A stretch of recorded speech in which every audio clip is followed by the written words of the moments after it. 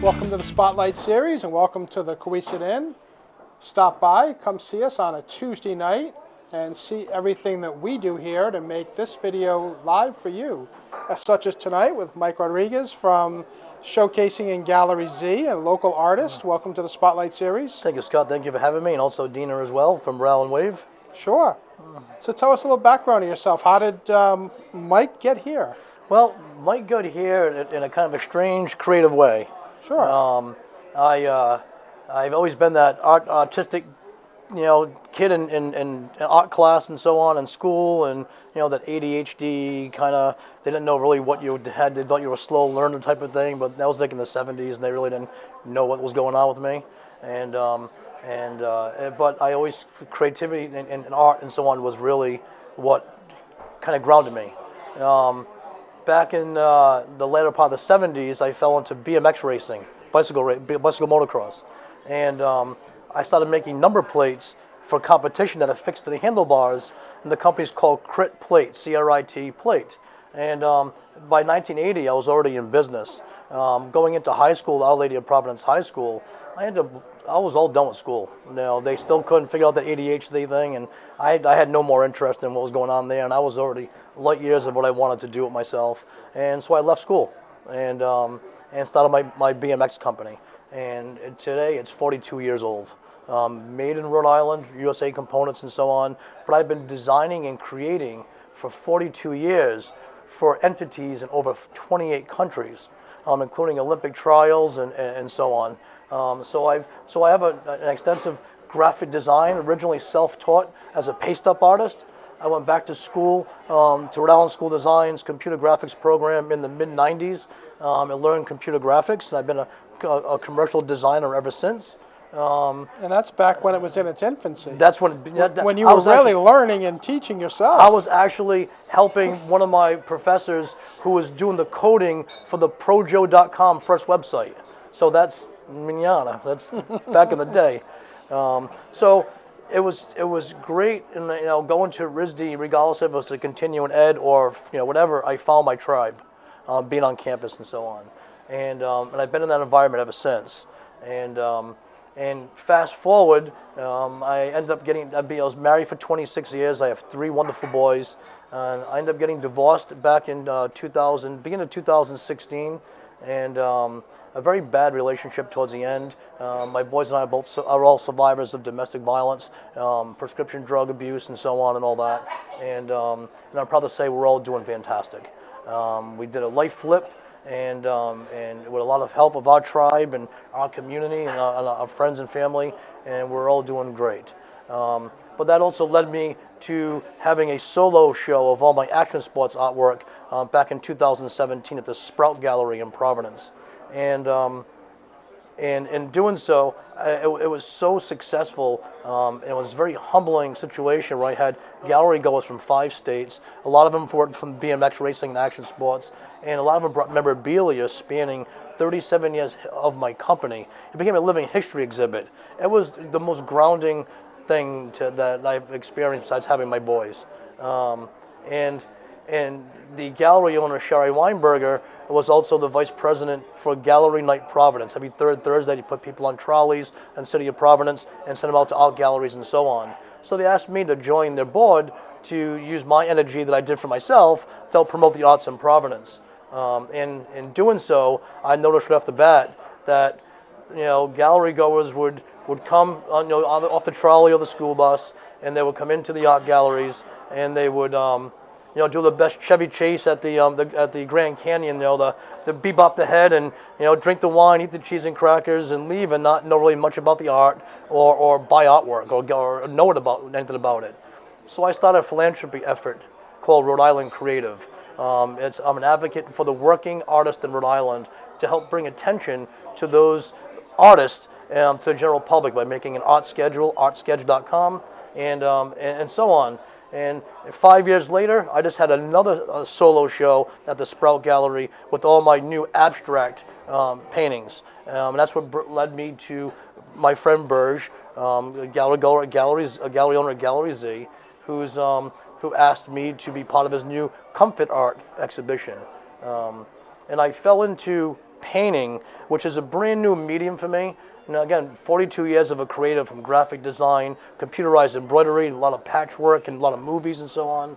You know, like Disney's Underdog and Gone Baby Gone, and the other one was Paul Blart Mall Cop. All the uniform patches is all my work.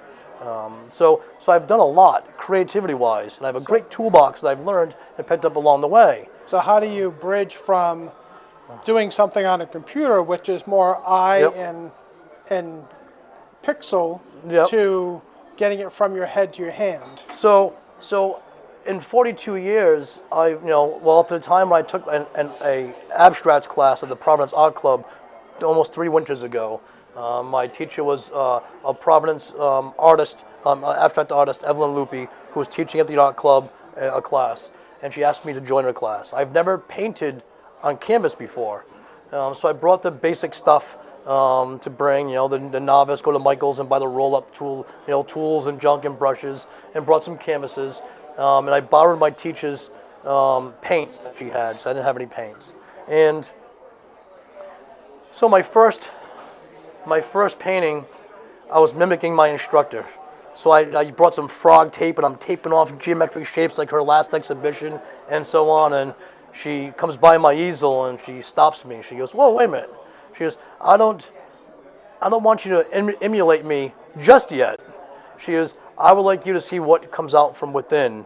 And that's where I started being more, without really coming to the canvas with a set agenda, which, up to that point, 40 years of, regardless if it was my own products or designing for somebody else, either be Brewed Awakenings Coffee House or Wicked Fresh Cafe or, whoever I was doing design work for, that a lot of people see my stuff every day in the commercial aspect. It was the first time coming to any type of artboard or canvas. You're free. Exactly. And my second canvas I started painting, I loved the way it was coming, and then I fucked it up.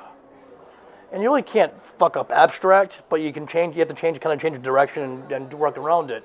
And I picked up the palette knife for the first time, and if people don't know what a palette knife is, it's almost like a little pie knife, the same little shape of a pie knife.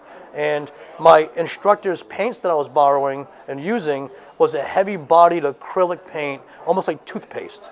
So I get my spatula, my palette knife for the first time, and my first few broad strokes with that canvas brought me back to when I was 8 years old, kneeling at a foot of steps with my Italian grandfather Jerry, and he taught me how to build a form to fix a step, taught me how to mix a bag of cement, and then to use a trowel to float the cement and mold it to where you want.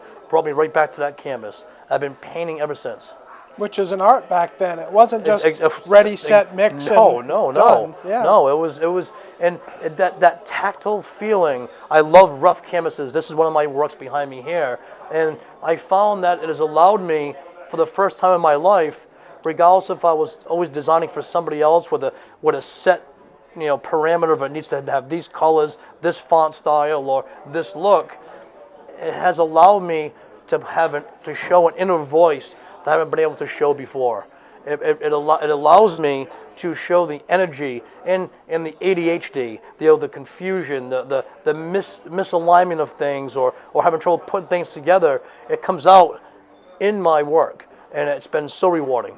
I find my work is a lot different than a lot of people, because I'm not trying to emulate somebody else. I'm trying to just be me and what comes to canvas. Some people like it, some people don't, and that's the nature and the love of art. Is that it's the eye of the beholder. So if somebody wanted to look at more of your art, obviously a Gallery Z website they can go to.